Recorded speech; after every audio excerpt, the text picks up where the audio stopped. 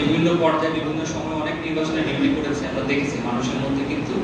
স্বতঃস্ফূর্ততা। নির্বাচন মানে হচ্ছে এই যে আমার যে ভোট দেওয়ার আমার যে অধিকার, আমি কাকে নেতা হিসেবে নির্বাচন করব, কে আমার হয়ে আগামী কিছুদিন আমাদের হয়ে কথা বলবে, আমাদের দাবি দেওয়া উপস্থাপন করবে,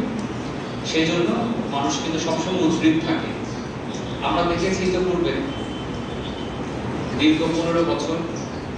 আমরা একরকমের মিডিয়া দেখেছি, আবার একই সাথে আমরা বিগত বছরের আমরা যদি জুলাই আগস্টের কথা যদি আমরা চিন্তা করি, যখন একটা সময় এরকম হয়ে গিয়েছিল যে ইন্টারনেট বন্ধ হয়ে গিয়েছিল, লাইভ সম্প্রচার চলছিল না, তারপরেও কিন্তু আমাদের এই সাংবাদিক ভাইয়েরা তারা কিন্তু জীবন বাঁচিয়ে রেখে আমরা কিন্তু দেখেছি যে তারা কিভাবে কাজ করেছে। তারা যদি আন্দোলনের বিষয়গুলো তারা যদি মিডিয়াতে তুলে না ধরতো, তারা যদি জীবন বাঁচিয়ে রেখে কাজ না করতো, তাহলে কিন্তু আমরা আমাদের এই কাঙ্ক্ষিত যে সাফল্য, যে গণঅভ্যুত্থান, সেটি কিন্তু আমরা সফলকাম হতে দেখতে পারতাম না। কাজেই রাষ্ট্রের চতুর্থ স্তম্ভ হিসেবে সবসময় সুশীল সমাজ কিন্তু অগ্রণী ভূমিকা পালন করেছে, এবং সুশীল সমাজের মধ্যে দিয়ে আমাদের যে গণমাধ্যম কর্মী যারা আছেন তারা কিন্তু সবসময় তাদের এই যে দায়িত্ব সেটা কিন্তু সবসময় তারা পালন করে আসছে। খুব অতি সম্প্রতি আমরা দেখতে পাচ্ছি বিভিন্ন জায়গাতে তাদের উপর হামলা হচ্ছে, তাদের উপর নির্যাতন হচ্ছে। আমরা সবসময় এই ধরনের কর্মকাণ্ডের আমরা নিন্দা জানাই। আমরা চাই সংবাদ মাধ্যম বা গণমাধ্যম থাকবে স্বাধীন, সে যেই হোক, যে কোনো ব্যাপারে তারা কোনো রকমের বাধা বিঘ্ন উপেক্ষা করে তারা সঠিক সংবাদটি, সুষ্ঠু সংবাদটি আমাদের মাঝে উপস্থাপন করবেন। এবং সেই লক্ষ্যে আমি মনে করি আলমডাঙ্গা উপজেলা প্রেস ক্লাবের এই যে নির্বাচনটি, এটি একটি মাইলফলক হয়ে থাকবে, এবং ভবিষ্যতে যদি এই ধারাটি বজায় থাকে, আমার মনে হয় আমাদের সংবাদকর্মীদের মধ্যে, আমাদের আলমডাঙ্গা উপজেলাতে আমাদের যারা আছেন তাদের মধ্যে কিন্তু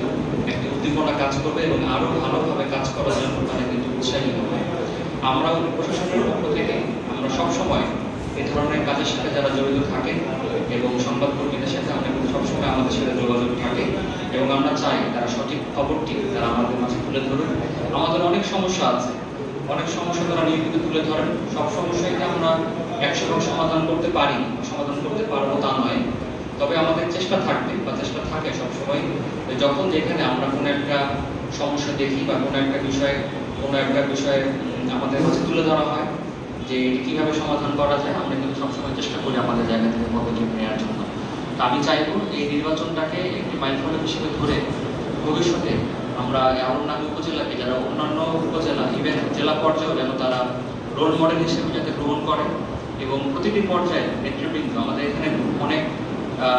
প্রজ্ঞাবান এবং বিজ্ঞ রাজনৈতিক নেতৃবৃন্দ উপস্থিত আছেন, উপজেলা পর্যায়ের আছেন, জেলা পর্যায়ের আছেন, সকলকে আমি আহ্বান জানাবো তারা যেন আমাদের এই সংবাদ কর্মী যারা আছেন, গণমাধ্যম কর্মীদের যাতে সাহায্য করেন এবং তাদেরকে উৎসাহ প্রদান করেন, যেন তারা সঠিক সংবাদটি